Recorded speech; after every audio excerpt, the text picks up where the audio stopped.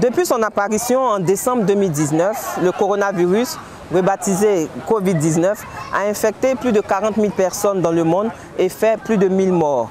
Les informations sur la maladie liée au virus s'accumulent. Si l'épidémie impacte directement la santé des humains, il affecte l'industrie touristique à l'échelle mondiale avec l'arrêt de nombreuses chaînes de production, mais aussi la restauration et l'hôtellerie. Nous allons donc échanger sur le sujet avec M. Ouattara Alassane. Il est président des hôteliers, des restaurateurs et des acteurs du tourisme en Côte d'Ivoire. Bonjour monsieur. Bonjour. Merci d'avoir accepté notre invitation. D'entrée de jeu, vous allez nous dire quel est l'impact de la crise de la Covid-19 sur l'hôtellerie. Il faut dire que le Covid a été vraiment très fatal pour la Côte d'Ivoire, pour le monde, mais plus particulièrement pour Grand Bassam.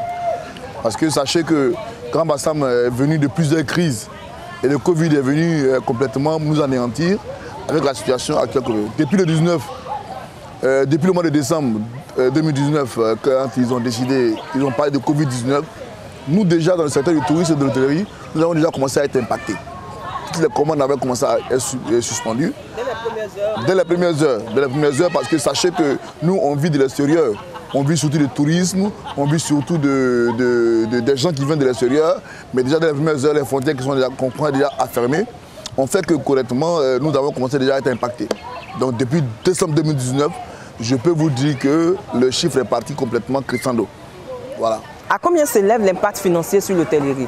Il est très très grand parce qu'il faut dire déjà que sur le plan rien que de Grand Bassam, nous avons eu à faire une tournée avec la Chambre du commerce, avec le président Fama Touré qui est passé ici pour voir un peu qu'est-ce que le Covid a pu nous impacter par rapport à nos finances. Nous avons visité des hôtels et l'impact il se chiffre à des milliards. Il se chiffre à des milliards parce que rien qu'en quelques semaines, en quelques mois, nous avons perdu quand même plusieurs commandes. Nous avons perdu vraiment tout, il faut le dire. Les visiteurs ne venaient plus et déjà ceux qui avaient fait les réservations ont complètement supprimé les réservations. Est-ce qu'on peut parler du taux d'occupation des hôtels? Ça a baissé? Avez-vous eu recours à un chômage partiel? À 0%. Ah d'accord. Mais est-ce que vous avez eu recours plutôt à un chômage partiel? Oui, nous n'avons pas le choix. Nous n'avons pas le choix, mais nous avons été obligés quand même de garder le minimum du personnel. D'autant plus qu'ici à Grand Bassam, vous savez que ce qui est encore plus grave, c'est que nous avons l'impact marin. Le sel marin anéantit les chambres, anéantit les climatiseurs, les splits. Donc nous étions obligés de garder ce personnel-là pour continuer d'entretenir. Parce qu'une chambre ici à Grand Bassam qui n'est pas occupée sur 3 jours, 5 jours, la télévision qui crame, le chauffe-eau qui part, et puis aussi il y a tout ce qu'il y a comme commodité à l'intérieur. Vous avez gardé un personnel pour l'entretien? Pour l'entretien, tout à fait. Des chambres, des infrastructures. Pas que cela tombe en ruine. Tout à fait, tout à fait, avec l'unité qui ajoute dessus. Avec le sel marin, c'est grand. Le gouvernement a pris plusieurs dispositions, dont la suspension des contrôles fiscaux pour une période de 3 mois, le report de 3 mois de paiement des taxes forfaitaires pour les petits commerçants, c'est-à-dire les maquis, restaurants, boîtes de nuit, etc. Le gouvernement a également différé pour une période de 3 mois le paiement des impôts, des taxes et des versements assimilés dus à l'État ainsi que les charges sociales. Et puis il y a eu aussi un fonds de garantie de 150 milliards de francs CFA affectés au secteur. Qu'en est-il de toutes ces dispositions? Il faut dire qu'il faut saluer quand même le geste du gouvernement, mais il faut dire que ça n'a pas trop impacté sur nos activités. Pourquoi? Alors quand on a fait des reports de nos impôts, ça veut dire que ça ne s'annule pas. Non, ça y est là. Ça y est là. Donc il faut payer. Quand on arrive à négocier avec la CIE et la SODECI des reports, ça y est là. Aujourd'hui, on se retrouve aujourd'hui en tant qu'acteur à payer 10 millions à 20, 30 millions d'impôts. Et ça, c'est encore difficile parce que la reprise est lente, elle est difficile. Et donc, ce qui fait qu'aujourd'hui, c'est vrai, ces mesures ont été salutaires à un moment donné. On ne payait pas au moment du Covid, mais après le Covid, il faut qu'on paye. Comment on va faire? Mais ces paiements sont échelonnés et puis oui, ces paiements sont échelonnés, mais pour cela, il faut avoir du travail. Pour cela, il faut que la situation se remette en place, se rétablisse. Donc, il y a tous ces facteurs-là qui rentrent en ligne de compte. Et nous avons salué en son temps les mesures. Ça nous a permis peut-être de souffler, mais pas de respirer. Parce qu'aujourd'hui, c'est un peu compliqué, c'est un peu difficile avec tout ce qui se passe actuellement. Aujourd'hui, avec le Covid, de moins en moins de personnes viennent dans les hôtels, viennent dans les plages. Ça fait que ça crée encore une clientèle qui est difficile à gagner. Les aéroports ne sont pas complètement ouverts. Donc, ils ne sont pas complètement ouverts. Donc, ça fait qu'aujourd'hui, on n'a pas assez d'entrées touristiques dans nos hôtels. Mais le fonds de garantie, sachez, nous avons salué le fonds de garantie. Il faut le dire que nous l'avons salué.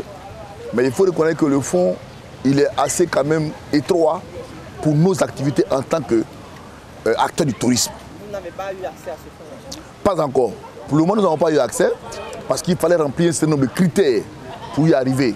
Et les critères étaient tellement corsés. Par exemple, je prends un truc très banal.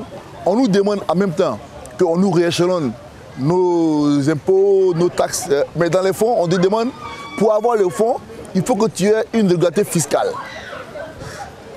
Mais comment tu peux avoir une régularité fiscale si tu ne payes pas d'impôts? Mais il faut dire que nos cris de cœur ont été entendus.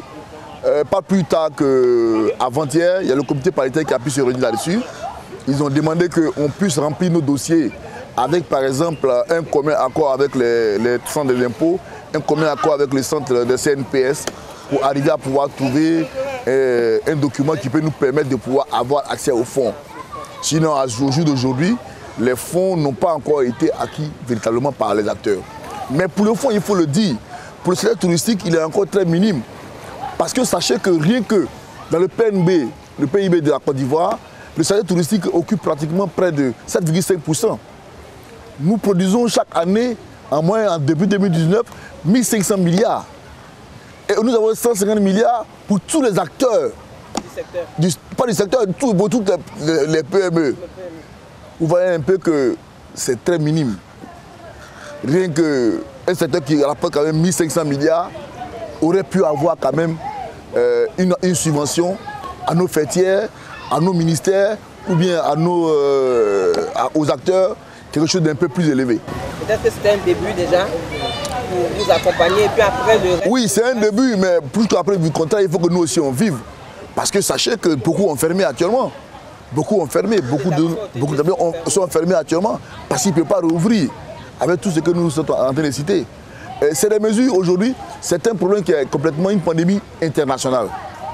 Il y a des pays ailleurs, on peut citer beaucoup de pays. Le Maroc, le Sénégal qui ont accompagné leurs opérateurs.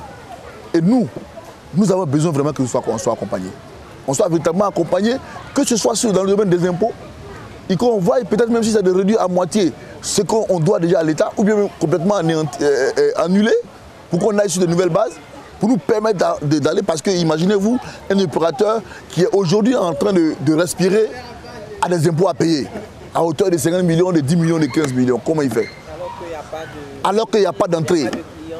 Donc tout ça, c'est difficile. Pas plus tard que cette semaine-là, nous avons négocié encore avec la CIE, qui essaie de nous comprendre. Mais la CIE aussi, c'est une société entreprise qui a besoin de vivre. Que l'État aussi se penche là-dessus.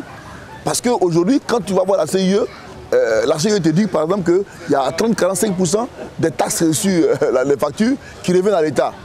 L'État pourrait véritablement accompagner le secteur du tourisme parce que le secteur est en train de mourir, c'est difficile, il faut qu'on arrive à faire quelque chose pour nous. Vous avez dit que vous avez eu déjà une réunion avec les responsables et que votre cri de cœur a été entendu. Tout à fait, le cri de cœur a été entendu compte tenu de du positionnement du fonds. Mais il faut dire aussi que dans la gestion du fonds, il y a plusieurs choses. Parce que quand par exemple un Kidam, M. Ouattara demande 100 millions pour qu'il puisse rétablir la situation, ce n'est pas pour moi les 100 millions. Les 100 millions vont repartir encore dans les caisses de l'État. Parce qu'aujourd'hui, nous avons le chômage qui est là, il faut pouvoir employer ces jeunes-là, il faut pouvoir payer nos arriérés, les taxes. Il faudrait qu'on puisse voir vers ça pour ne pas dire, par exemple, dans le comité de gestion, que le gars il prend les 100 millions, ça vous fait quoi? Et ça, c'est important. Donc il y a toutes ces mesures-là qui sont là aujourd'hui, qui nous bloquent, qui font qu'on est obligé de faire le travail que nous faisons parce que nous n'avons rien à faire.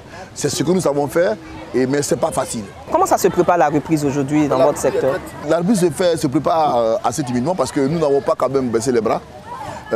Pendant le Covid, nous avons profité pour essayer d'assainir un peu les établissements. Comme vous le voyez, nous avons fait quelques travaux avec quelques minimes moyens. On a essayé quand même de blanchir un peu les murs, d'entretenir un peu, afin que les clients puissent arriver. Bon, heureusement, il y en a qui arrivent à côte-goutte, parce que comme beaucoup n'arrivent plus à aller à l'extérieur, ils sont obligés de temps en temps de venir se divertir. Donc on commence à retrouver à compte-goutte, mais il faut dire que ce n'est pas une manne qui peut arriver à pouvoir faire tourner un complexe hôtelier. Merci, Président. Cette dernière question sur la reprise met fin à notre interview, à nos échanges. Merci d'avoir accepté notre invitation. Merci pour votre disponibilité et à très bientôt.